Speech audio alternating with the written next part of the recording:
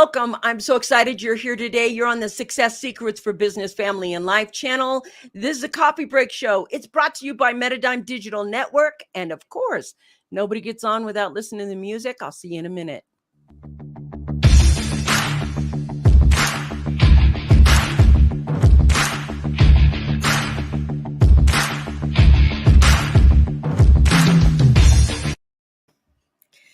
Today, we are going to be delving into a topic that's going to rock your world. We got a couple of topics in this.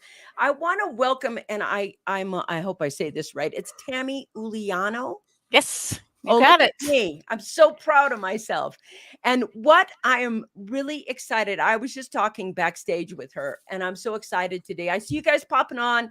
Put your name down below, become part of the conversation.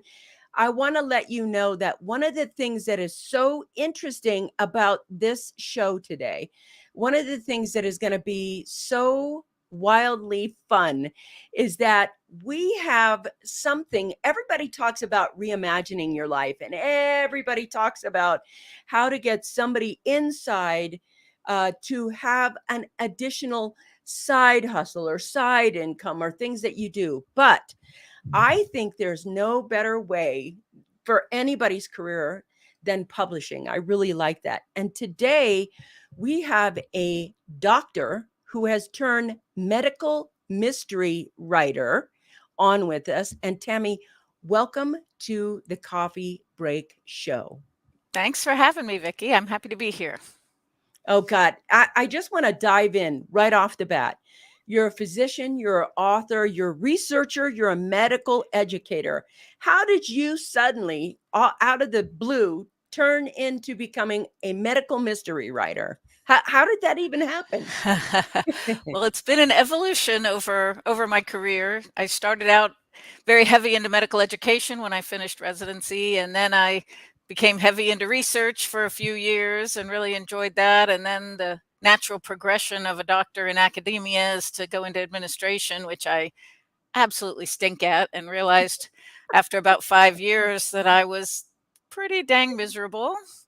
I started writing a textbook for anesthesia residents with my mentor, who was just an amazing 80-plus-year-old gentleman, and we wrote a book together, an introductory book, just the two of us, and it came out, and we had such a great time doing it together. He said, let's write something else, and he said, let's write a fiction book to help people understand what anesthesia is all about. And so we started, and then he fell ill and passed away. But then as I was getting really displeased with my life choice to be in administration, I was the program director for 88 anesthesia residents going through their 4 years of training, and realized it didn't play to my strengths. And I was actually on a hike with my husband on our 20th wedding anniversary out in Sedona, Arizona. And I love that. I just sort of had an epiphany that, I don't have to do this, that life is short, and I've only got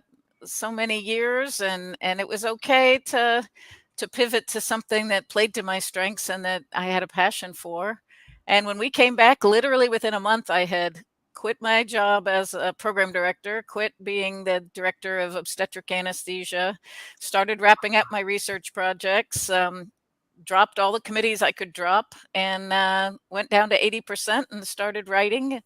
And haven't looked back. It took a long time to get published, but I haven't regretted it a bit. In fact, I'm now down to 60%, and I don't take call. And I spend a lot of time writing or talking to other writers, teaching some. It's a difference, and it's a wonderful difference, and I absolutely love it.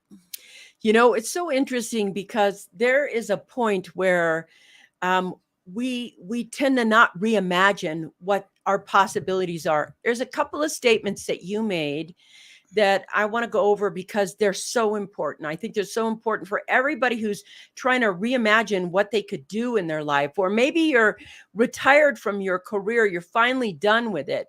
But there's a couple of things that you were honest about. One was, I was unhappy. I was unhappy doing this, and it wasn't my strength. Now, everybody, when they get a promotion at a job or they get a position at a company or whatever, they try to make the job fit to them when it doesn't, when it feels bad, when it isn't comfortable for somebody. And you were like, hi, it's my 20th wedding anniversary.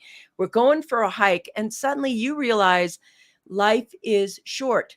That's a powerful realization, but it's more powerful when you're honest about it. I mean, deeply honest about it. You're like, life's too short. I have more that I can give and do. I want something that's going to make me fulfilled and happy. And suddenly you get the courage to pivot. And then when you get back, you started wrapping up, like you took immediate action on what you reimagined your life to be. You wrapped up these research projects, wrapped up everything that you didn't just quit and run.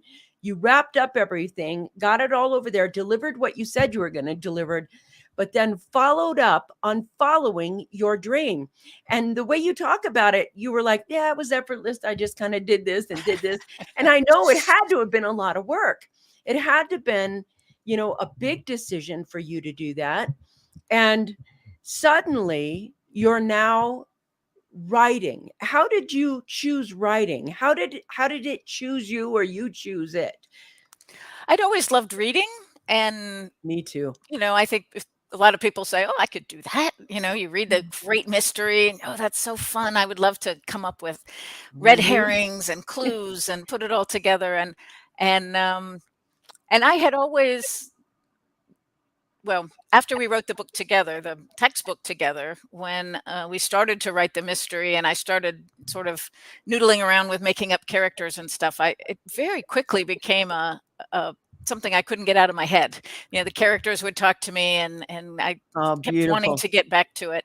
Yeah. Um, so, but so I sat down after he passed away and said, I'm going to write this book. And I already had an idea, and I started writing and went, I don't have any idea how to do this. I'd written 100 medical journal articles, but it is nothing like a medical journal article.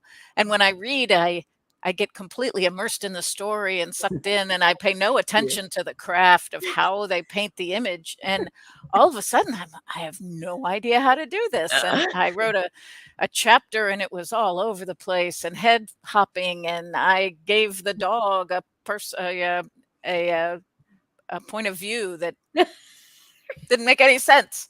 So then being the academician that I am, I thought, oh, well, I'll just read a book on this and then I'll know how to do it. And I went on Amazon thinking, oh, I'll just pick, there'll be 5, 6 books. I'll pick the one with the most stars.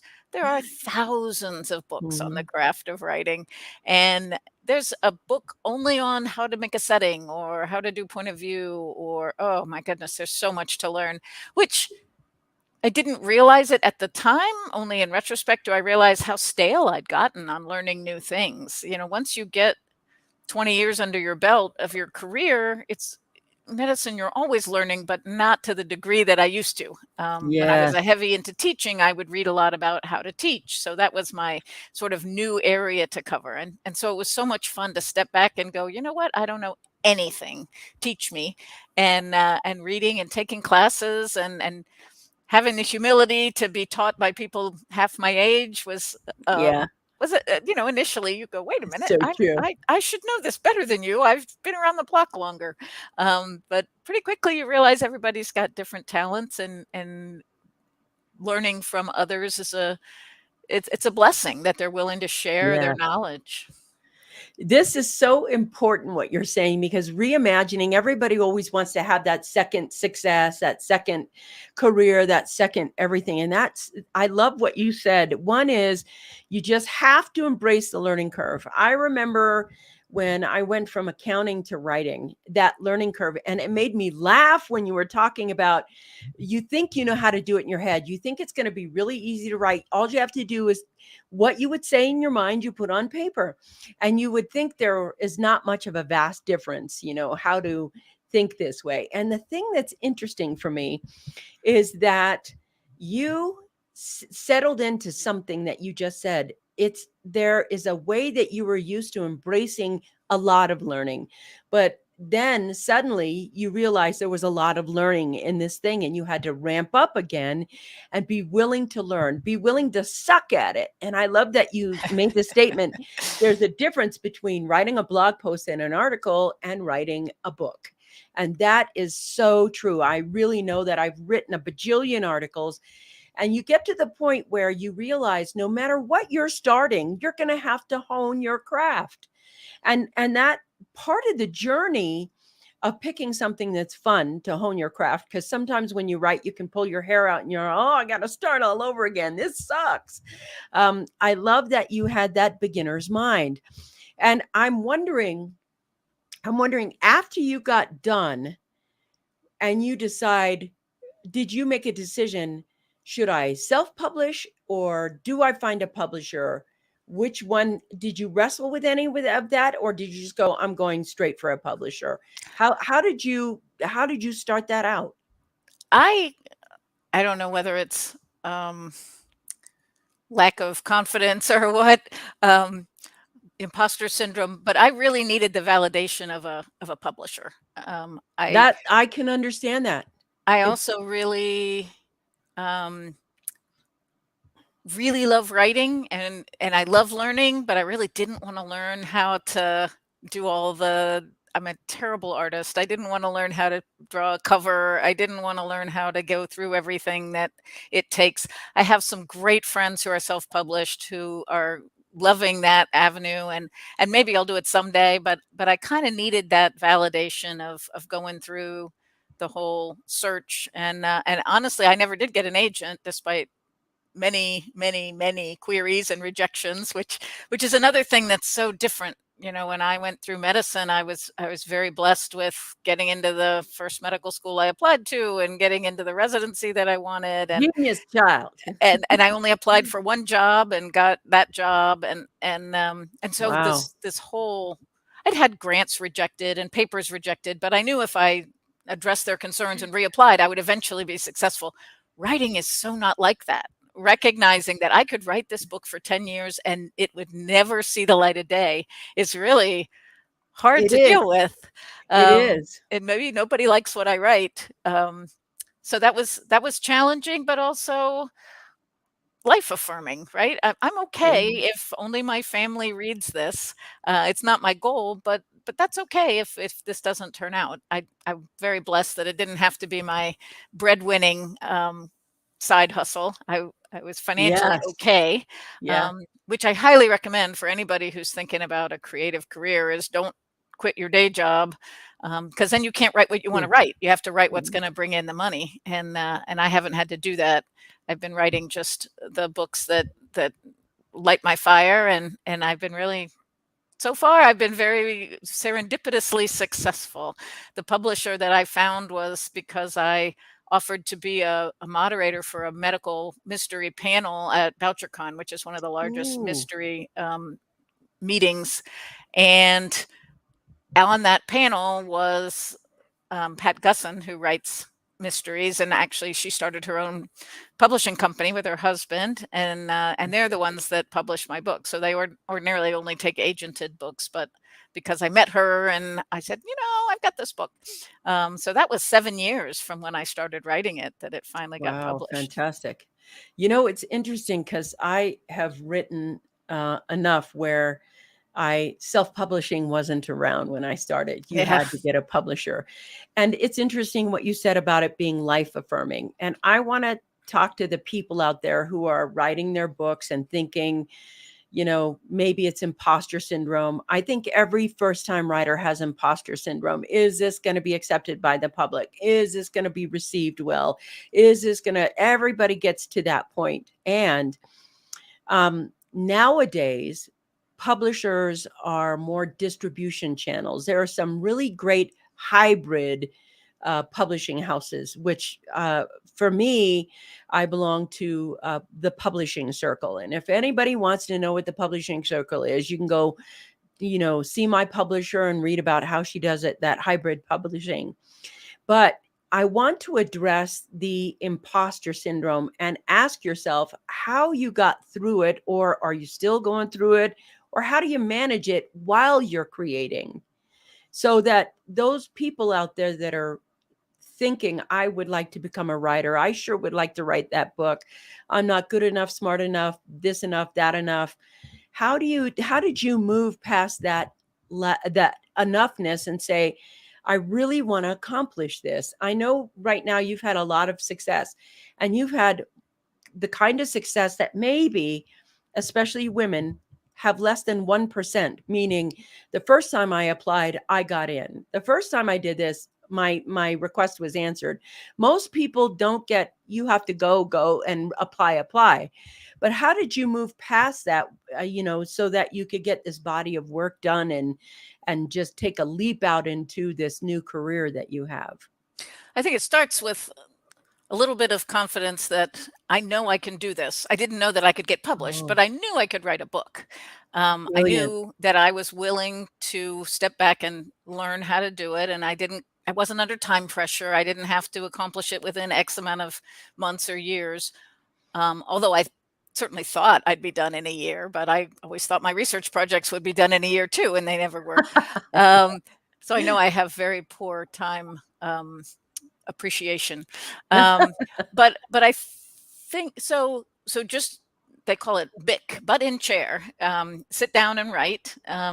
The only thing you can't edit is an empty page. So That's get right. something on it. And so writing, rewriting, sharing it with friends who were also on the same journey, which there's plenty of opportunities for that in online. You can find different groups to read your stuff and give you comments. Yes. Um, Taking classes, learning. And then when you get a little bit of positive reinforcement, it goes a long way, right? So, Hmm. your mom's positive reinforcement maybe doesn't count as much as a stranger's, but, and then somebody told me when I was editing my book for the 100th time, I guess, before I finally got it published, she said, you need to keep your creative brain going too, not just your editing brain. Yes, And yes. somewhere along the line, I started, somebody suggested I write short stories, which I don't read short stories. I don't enjoy getting involved in a character that I'm only going to have for a brief Yes. period. But I took their advice and started writing short stories, and I got one of those published, and then I got another one published, and then I got one published in a journal that actually paid me money, which was just really cool. And I think that helped me hone my craft a lot. So I was very resistant to it for a couple years, but I highly recommend that as a way to learn how to write, but also to give you a little victory in between, because they come together in just a few weeks, maybe a couple months. You get them out there, you can apply to 30 journals at a time and see which one picks it up, and so it's a much quicker feedback than you're going to get on a novel. Yeah, it's so interesting. I remember that as well. And I think a great place to start where you can get paid for writing articles is Medium. Medium is a great place to go if you want to start that career. But I do like what she just said about how to build it over time. Now, here's the thing. I agree with her when we say you do not have to. This is the beauty of publishing. You do not have to quit your day job in order to write that novel, to write that nonfiction book. You can do both right now and maybe spend some weekends. Let me ask you, how did you manage your career, your family, your everything, and find the space to write the book, take feedback? And I noticed you were like the 100th time it got edited. And I remember that's your first book. Editing is that big thing. How did you manage all that?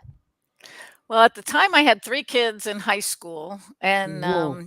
and so lots of sporting events for them, and of course, I'm married and have a couple of awesome dogs.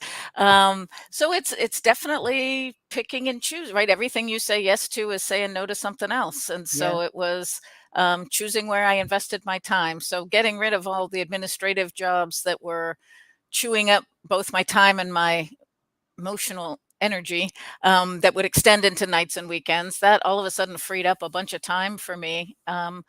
So I would do a lot. I would come home, play with the kids, cook dinner, whatever, and then I would write for an hour or so every night. And then on weekends, when Beautiful. everybody else is watching TV, I've never been a TV watcher. Me I would, neither. and then my audiobooks started to become learning audiobooks instead of That's right. fiction You as go, much, girl. although I kept reading. But by going down to 80% and then 60%, I had 2 whole days that I could only write.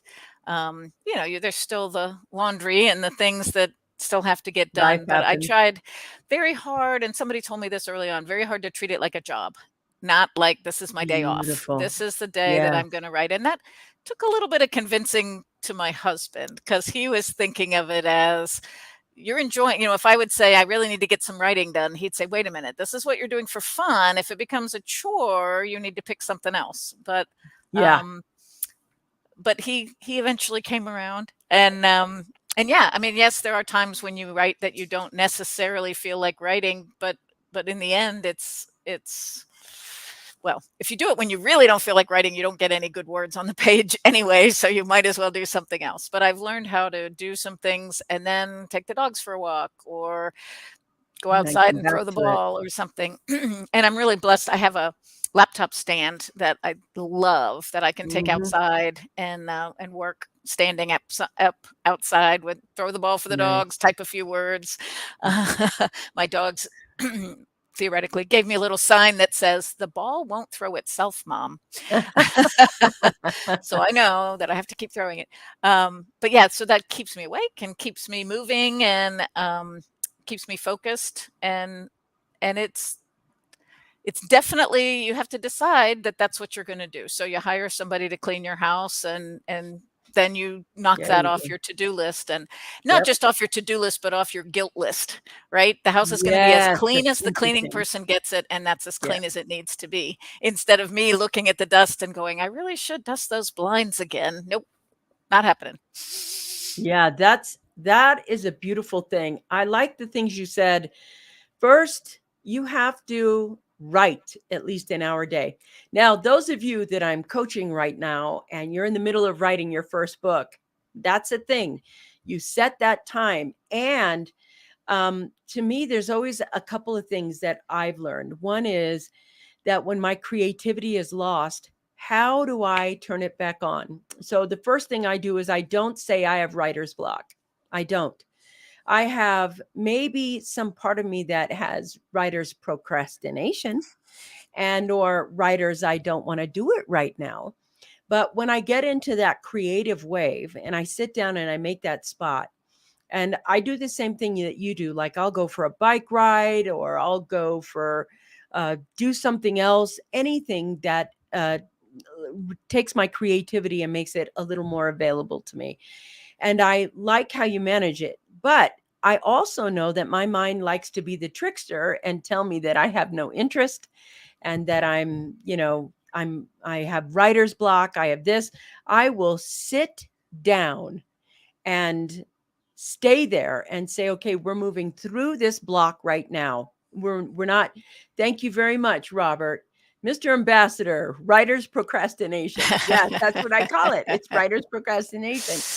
Once I break through that, once I begin, then suddenly what I like about writing is when I'm in the zone, when I'm in that zone where the creativity is flowing and your characters is speaking, your knowledge base is running to the page effortlessly, and suddenly, oh, that's what I look for when I write. And now instead of saying writer's block, I have to step into how I feel when I'm in the zone, because that is, if for an author, that's the creativity place that is just genuinely awesome to feel and do.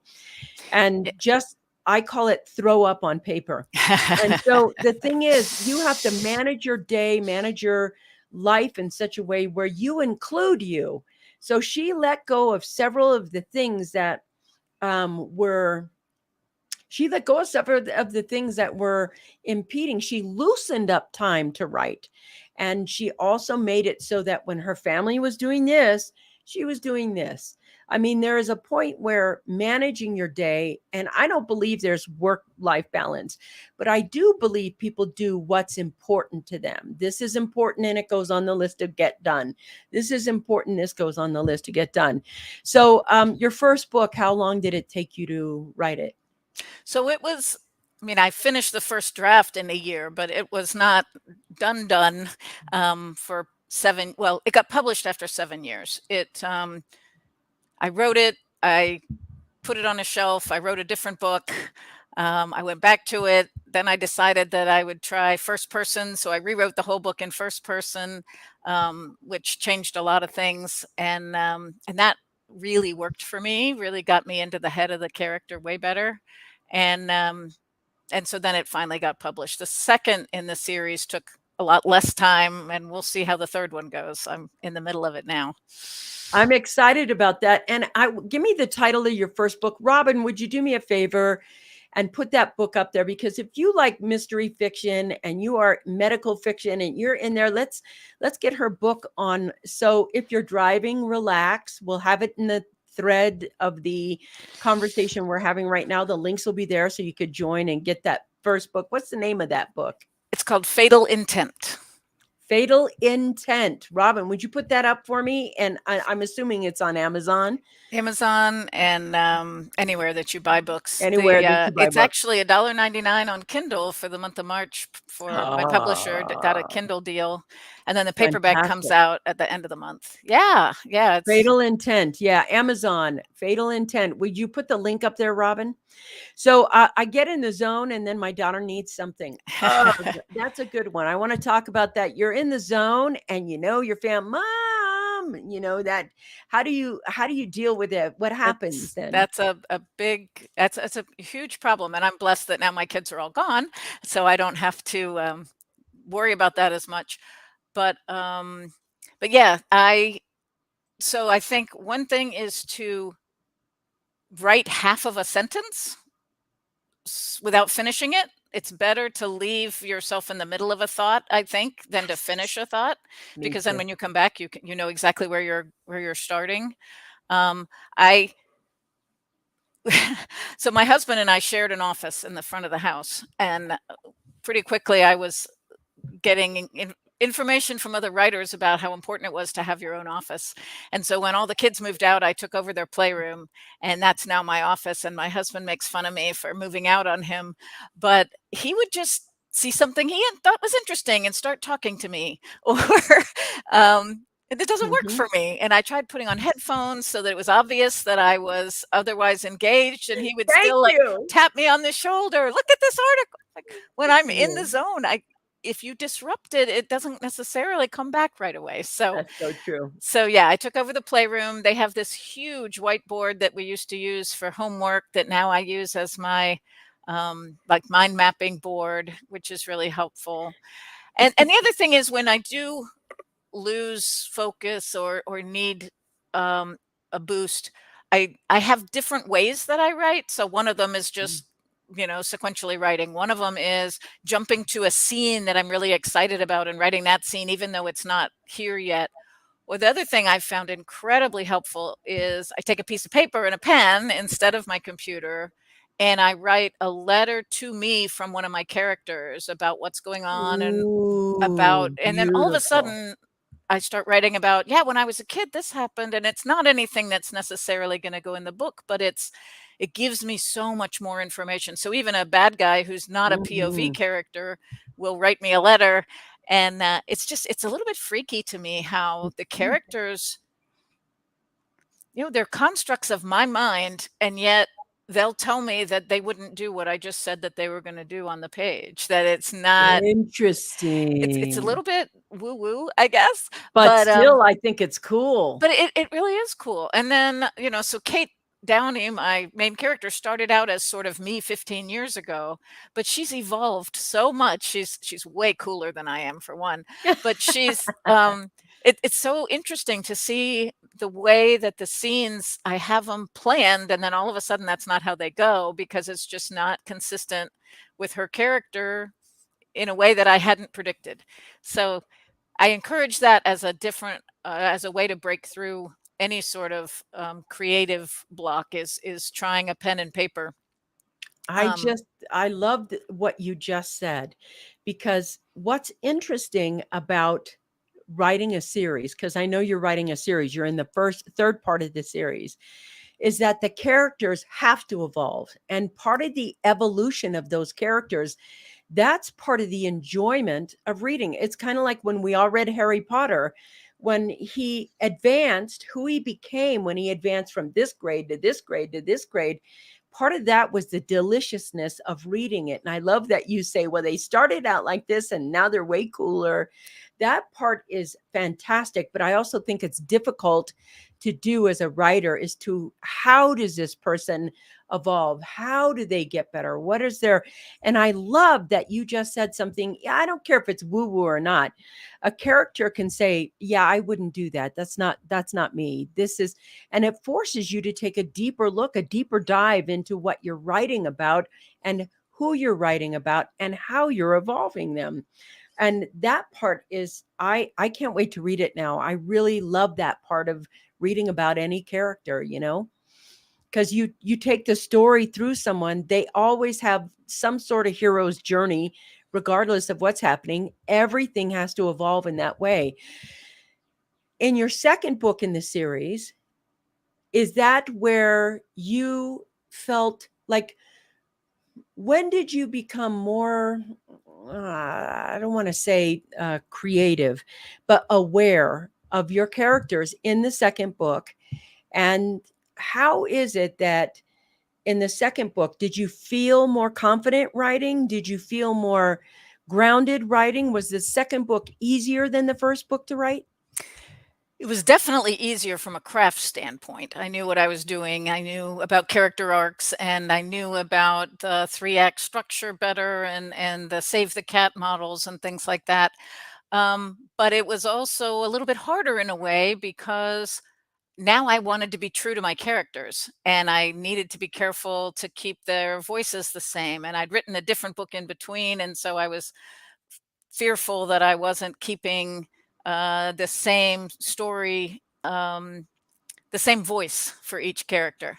And that was a challenge. I mean, people say the only thing harder than writing your first novel is writing your second novel, Yeah. and I don't know if that's true, but fearing that I wasn't living up to the standard of the first book, because that one I spent so long on, and now this one was cranking out a little bit faster. So we'll see what people think. The other thing that's interesting is the amateur sleuth. It's the Cabot Cove phenomenon, right? That bad things, if you move to Cabot Cove, you're the dead one because you're not one of the main characters. And so, it's an anesthesiologist in a little town academic center. How many bad things can really happen that are believable? And so trying to make that believable traumas, and giving her an arc with each story that isn't the same arc over and over again is Yes. challenging. So a lot of series, the main character really doesn't arc very much. Like Lee Child's Jack Reacher, he's kind of the same Yes. guy in every book. It's so true. And I got him to blurb my book, which was like one of the Oh, highlights fantastic. of my debut was him and Kathy Reichs and Tess Gerritsen, who are all authors that I greatly admire. It's And amazing how when you're writing, you talk about something that is beloved for the reader. Like you just talked about Jack Reacher, which I really love. I love the series. I love everything about it. And you're right. We don't want that character to change. We fall in love with that main character, right. and how to evolve it without making him so different. He's kind of the same thing. And you have to, I loved what you just said about maintaining the integrity of the main character of the book. That was interesting. I'd never thought of it from that writing perspective. I'm geeking out as an author here with her. I have another author. I'm just geeking out. Okay, so we're having fun.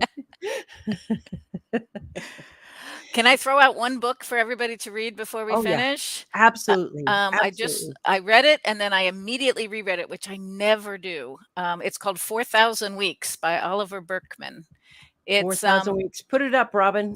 It's basically, I think that the subtitle is something like Time Management Rules for Real Life or something. It's like the opposite of every time management book you've ever read. Instead of saying, answer your email right away so you don't look at it twice, he says, don't answer your email because it's just going to get you another email. Interesting. Sort of. But basically, he talks about you have 4,000, if you live to be 80, you live 4,000 weeks. And basically, how do you want to spend those, right? He talks about finitude. You've got a finite amount of time, you've got a finite amount of mental energy, Thank you, Robin. and choose to spend it in the right Order it ways. So for I me. thought it was a great book. So I highly recommend it. I'm going to read it right now. It's already hooked me just by what you said. And I just love to read. I love to write and I love to read. And I love really good nonfiction. I want to talk about those people who are just starting out. If you had maybe 3 pieces of advice for someone who is just thinking about, I have this career, I am, whatever it is, I'm unhappy with my career and I really would like to tackle writing a book and I'd really like to tackle the learning curve of this. What would you tell them to help them start, or what would you say to somebody who's just thinking about doing what you're doing, even if you're a doctor, lawyer, Indian chief, whatever you are? I would say, first of all, look online. There are so many resources. Find whatever group is in the genre that you're interested in. So Mystery Writers of America for mystery writers, Romance Writers of America for romance, and I'm sure there's some for nonfiction as well. You can learn so much from other people that are in your same position or who have been in your position and are now beyond it. And then start writing, and then get a group of people that you can use as your, I call it my tribe, which is probably really inappropriate, but they're people that I meet with virtually, and we are all writers of all different genres, but we're all sort of at the same level. And so we're basically cheerleaders for each other. So when you have those Fantastic. moments where you go, I stink at this, I don't want to do it anymore, there's somebody to cheer you on. I found that incredibly helpful. Mm. Because we're all sharing in the same, rejection cycle, and it can be soul crushing when this is sort of your baby and it's getting rejected. And so it's helpful to have others Yeah. that can cheer you on. And then if you can afford it, go to a conference, face-to-face conference. I go to Thriller Fest, which is in New York it's normally in the summer. This year it's in June. And it's mostly people at early stages and then people that are professionals. And they are just the most approachable, kind, wonderful people. So Mhm. different than going to a medical conference where it seems like everybody's trying to outdo each other. This is just, how can I help you, sort of. And it's so Nice. inspiring to see these people and hear their stories about the 45 rejections they got before they got published. Mhm. And this was part of it's teaching you, and part of it's Yeah, just affirming that this is okay, that this is a great beautiful. career, or for me, like encore career or side It hustle. is. It's an encore career or a side hustle. It's something I am so big on publishing. I think people are crazy if they don't try. I like this question. Did you have to do research to write the book from a medical standpoint, or was it integrated from your expertise? Good question. Thank you for that. Yeah, I didn't have to look up many of the medical details, but for my next book, when there's a trauma case, I did call a couple friends who take care of traumas and make sure I was getting things right about different things. So a little bit, but not too much, because it's in my wheelhouse. On the other hand, I had to look up all sorts of stuff about the legal profession and the police force, and some of it's looking up. There's actually, on Facebook, there's a group called Cops and Writers, and there's another one Hmm. that's lawyers that will answer writers' questions on Facebook. There's a doctor one. And then, I have people from my church who are lawyers or whatever. Most people, when you say, I'm writing a book and I need to know this, they are just so happy to help you with it. Because all of us want the facts to be right. I actually give Yeah. talks on getting medical facts right in fiction, because there's so many just heinous errors that are part hilarious and part just depressing, because it means nobody even tried. I Mm. get it that it's hard to find a doctor maybe who will talk to you, but even, anybody who's ever stepped foot in a hospital knows some of this stuff. So it's very important to me to get those facts right. And so I'm going to steer clear of guns, because I know that gun people will never believe that I get that right because I don't know enough about it. And then you get people to vet your book. I offer to do that for people with medical scenes, that I'm happy for them to send me the scene and I'll tell them where they're getting things not quite right. I love that you talked about support systems and editing. And I want to go here because I think this is one of the hardest things that people, when I first got this concept into my mind and I understood it truly, um, writing became easier. So, editing, there's two types of editing. There's hardline editing and tech editing. And tech editing is, for those people who don't spell as well as they'd like to, or forget that there's a apostrophe s, or say "your" in your head and type out "your" when you mean "youre." And there are those kinds of editors. Then there's somebody in there who's actually working very hard to make the book better, especially when it comes to nonfiction.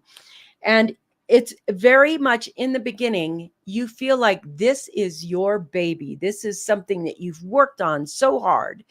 And having the support system, these Facebook groups to ask the question, or these private groups of people, that's your inner posse that will tell you the truth, not just, bleed over you and, oh my God, it was entertaining. Thank you. They're really actually going to tell you the truth. And I do too. I have an inner circle of people that I trust who will say, I just recently, like I said, I have my 41st book coming out.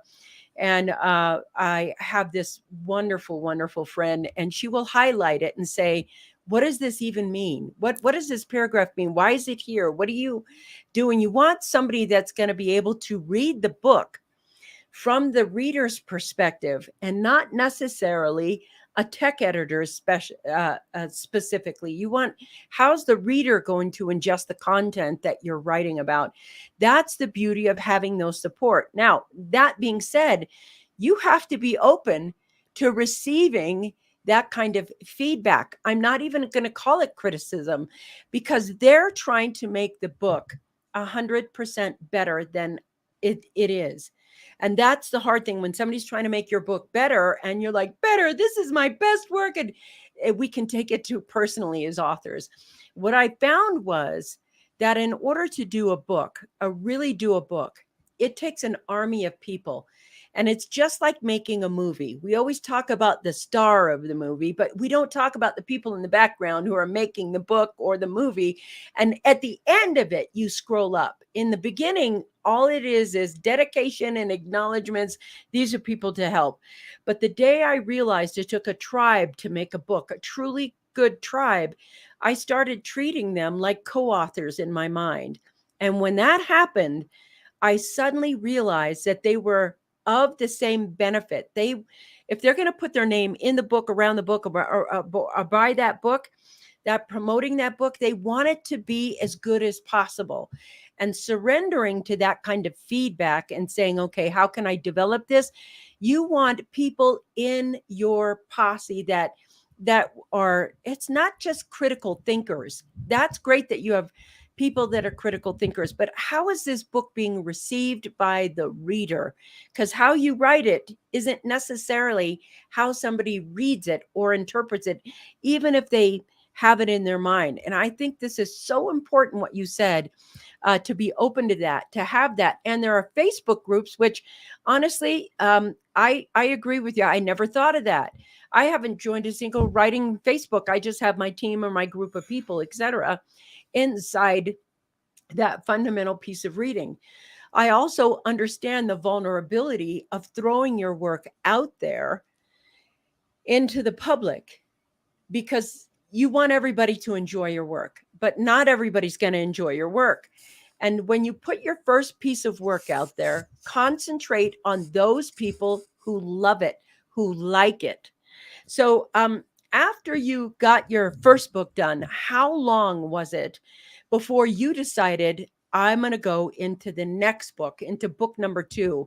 I mean, you obviously have to promote this and do that and do that as a writer, but what was the turning point where you said, okay, now time to begin book number 2? Well, I started way too late, honestly. I signed a 2-book deal with them from the very beginning, and they wanted the Mhm. sequel. And then I don't know where my brain was, but I didn't start writing it. And then they were like, "Oh, when can we expect the sequel?" They asked me in August, and they were hoping to have it by December. I said, "Not in Yep. December." So it took me much longer than it should have. I should have started it before they even published the first one, but I was working on a different book at the time, and wasn't ready to switch gears on that yet. Um, so I went ahead now before the second one's even published, and I've started the third one, because I wanted Good. to stick with my same characters for one more book at least, and not shift. I have the next book that I want to write, which isn't part of the series, in my mind. I already wrote a short story that I really liked, and I want to turn it into a novel. And I'm looking forward to getting to that, but I need to finish this one first. I'm not one of those people who can do two at a time, I don't think. Me too. I'm like, finish that first one. I agree with you. But I also agree with what you said about jumping on the third one. It's like, okay, now it's due, now it's due, now it's due. Yep. Yeah. The other thing I wanted to throw out there when you're talking about having other people read your book is I found on Goodreads, there's a whole section of beta readers that you can either hire, or they have a free section where you just post on Goodreads, I wrote a whatever kind of book and I need people to read it. And then you'll get a bunch of responses from people who say, "Oh, I'd love to read it." And I've gotten great feedback. I pay 50 or $100 for them to read a 70,000 word book. So I don't think that's ridiculous considering what Yep. editors charge. And Yep. these are readers, not writers. So they're not going to tell you your point of view is wrong. They're going to say, "Oh, I like these characters." They give you a document that's got, plot, characters, pacing, whatever. They've got a very explicit list. And then they use your document and redline it with, "I got lost here. I got Beautiful. confused about his motivation here," and it's so helpful. And you're right; you have to accept it. Not necessarily that each reader comes up with different positives and negatives, and you have to not take it as this is a problem. You take it Mhm. as, "Ooh, I lost a reader here. What did I do?" Because sometimes you've been Yep. through so many edits that you'll all of a sudden realize that a scene you Yep. thought was there isn't even there anymore. And until they pointed it out, you go, "Oh, Yep. yeah, I And never did have his mother die. I forgot that." this is so important right here, what she just said. I know it as a nonfiction writer. I know it now as a fiction writer. That's the beauty of have somebody reading the book from the perspective of the reader, because you have it in your mind. I know that when I've written, I've had sentences in my mind that were not in the book. And they're like, okay, when did this happen? When did this happen? I was like, oh, it happened back here. Oh, forgot to add that in there. Oh, it happens over here. Or somebody say, I think you're missing a step. I'm not sure what the step is, but this isn't the last step. And you're like, oh, I didn't even see it. You write it and you see it and you see it and you see it. You start seeing what's not there because your mind sees it as a writer. That was so important. And that's the beauty of understanding that there is a group of people that help you get a body of work into the world, a group of people that are, dedicated to helping you make your work better. And to me, that is one of the learning curves that never stops, no matter how many times you write that book. So in the beginning, I want to talk about how you chose medical mysteries over all the fiction genres that you could. What was it about mysteries that just hooked you as a writer? I Well, know from why they hook you as a reader, yeah. but as a writer. Right? I think it's just that it's what I always read. I was never a romance reader. I was always, from Encyclopedia Brown when I was a kid in Oh elementary my God, I school. remember that. And then Nancy Drew and the Hardy Love Boys. Nancy Drew. It was just, and even in television, what little I watch is always mysteries or cops and robber kind of shows, I guess, besides Star Trek. NCIS. Um, you're right. And so it Mhm, was sort of the natural progression. Those are what mhm. I like to read, and so it's what I like to write.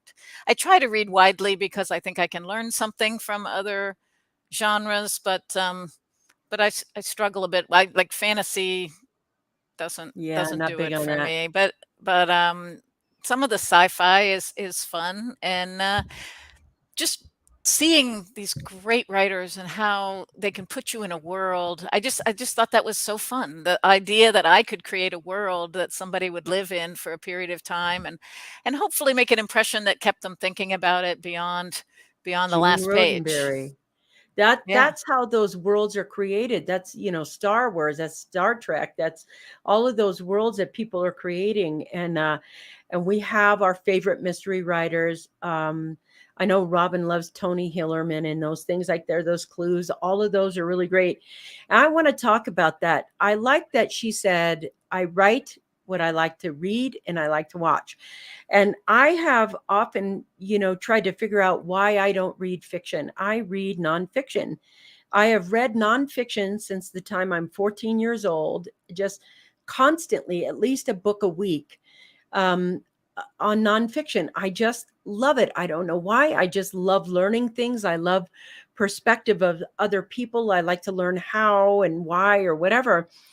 I don't write fiction. I'm not sure I'd be a good fiction writer because I don't even read it. And it's not that I don't enjoy when I read. Like I think the last and only thing I've ever read that was fiction is the Harry Potter series. And that was it. And that's, so you want to stick to something that you enjoy writing.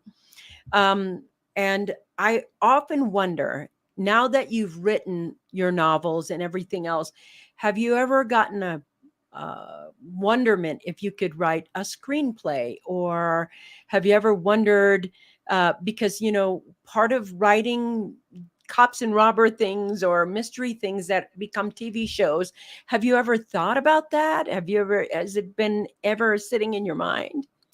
I would love for my book to become a movie, and people have asked me, when does the movie come out? But I don't think they understand how the industry works. Um, Learning that the nuts and bolts of screenplays is not It's something work. high on my list. Right now, I just want to keep creating new books rather than rewriting the same book into a screenplay. I'll leave that to the people who are expert at that for Yeah. now. Yeah. But I would love to see Right. it as people ask me, who do I see playing the character? I'm like, I have no idea because I don't really watch anything, so I don't know who's out there, but not me. There's a series I like, NCIS, obviously, Mhm. because I mentioned it. And there was a series in there where one of the characters that is one of the main characters in the NCIS series, he becomes a mystery writer. And the mystery writer is in there. And I think everybody has some sort of great American novel in them. I think it would be important for everyone who's creating that next career, that's just starting out, that is absolutely maybe thinking it's unimportant to write a book. It is fantastic to write your book. Fail forward. You got this. You can do this. You can have and achieve this success that Tammy has gotten, and it doesn't matter. You don't you it doesn't matter. I know a lot of people will be like, well, she's super smart and she already has a lot of success and she's a doctor and you could go on and say success was easier for her to achieve than you. I'm going to disagree with that.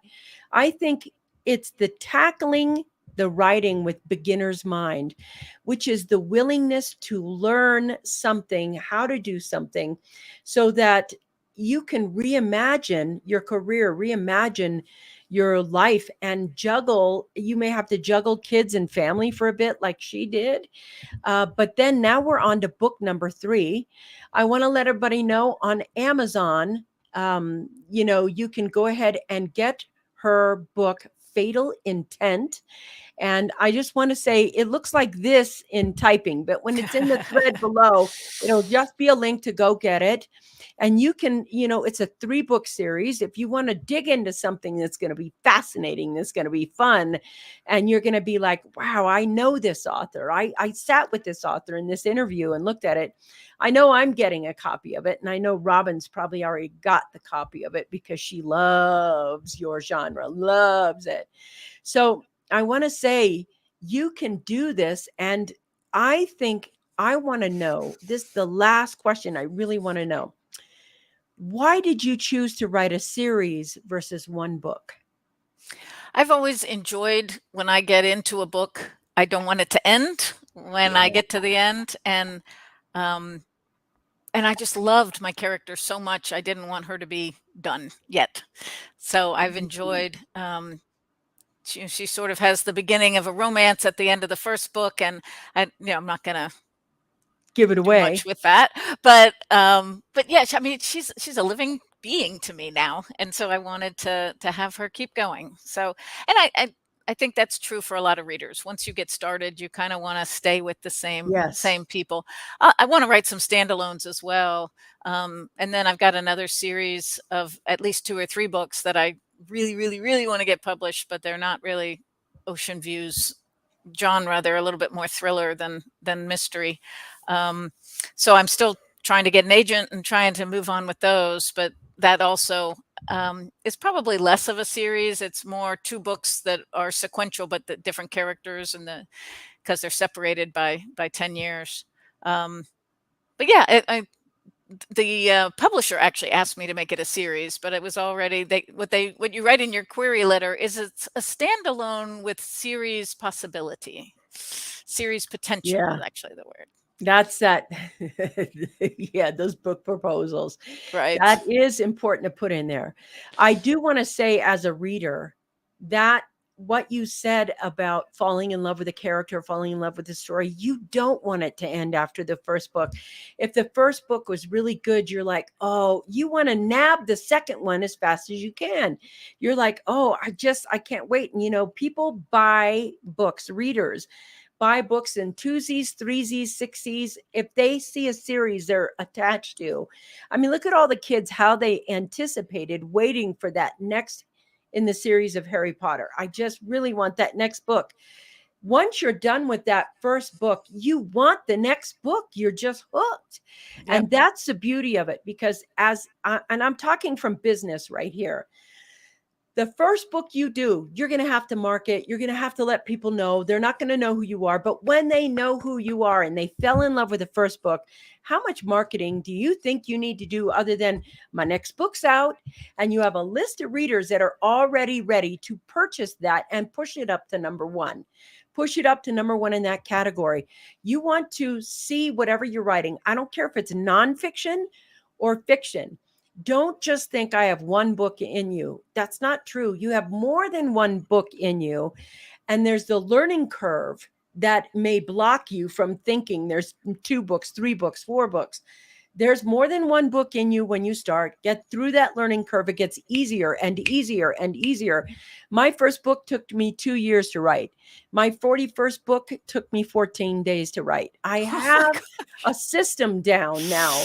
After, you get through it. Well, Janet Ivanovich, I mean, she knocks them out. What's that other mystery writer that does the A through Z? I can't Um, remember her name. She does yeah. anyway, she has these A through Z they knock those books out faster than anything. And they have that system. They got their character development. And it is an amazing thing to be Sue Grafton. Thank you. Look at Yes, that. that's right. Another one, Sue That's right. Grafton. Yes. She's awesome in that. And we get those books out. We love them and we enjoy them. I want to let you know, Tammy, this is for me been such a fulfilling conversation. It has been fulfilling on so many levels. Moms that start a career, have a family, you have done many things. You had already been uber successful by every roads. Everybody thinks you should have just retired and played golf all the time you wanted to, but instead, you chose to dip into a passion of yours and continue an encore career. And you had, children and family and things to take care of when you did do this. And your willingness to learn and embrace the knowledge of other people, it has been so inspiring to talk to you today. Just absolutely inspiring. And now I'm going to ask you guys, go get your books. If you're driving, you're listening iHeartRadio, Pandora, or Amazon Audible, just relax. You can get the book. It's in the show notes. The links are there. Or if you're just brazen and want to get your own book, it is out there, Fatal Intent. And I want to spell Euliano for you because you're driving. And just know that you can replay it. It's an E as in Edward, U as in university, L as in Larry, I as in Ida, A as in Apple, N as in Nancy, O as an Oscar, Tammy, common spelling, Tammy. You can go up to Amazon and follow her as an author, because that Yeah. next book is going to come on out. And you want to be the first to know when that book is coming out. And then you will have the next book in the series. My website is tuliano.com, and you can get the I have a Euliano. right. Will I you have put that a in for me, Robin, so it's in the notes? I have a newsletter, but it only comes out every couple of months, but it'll keep you updated on the next book and other things that are going on. We have a Facebook page for Dr. Facebook Tammy. too. Yeah. Dr. Tammy, Facebook. And that's tuliano.com. tuliano.com. Let me put that up for you. Because I know that mystery readers are fan readers as well. They're not just book readers, they're fan readers. They're going to want that there. And I just thank you for being with us today. It was wicked fun to have you on as an author. That was just, oh my God, it was such a fun conversation. Well, thanks for having me, Vickie. I really enjoyed it. All right, you guys, that's a Coffee Break Show. I'll see you next Wednesday when, of course, we have some other spectacular guests. But first, nobody gets out of here without listening to the music. I'll see you guys later.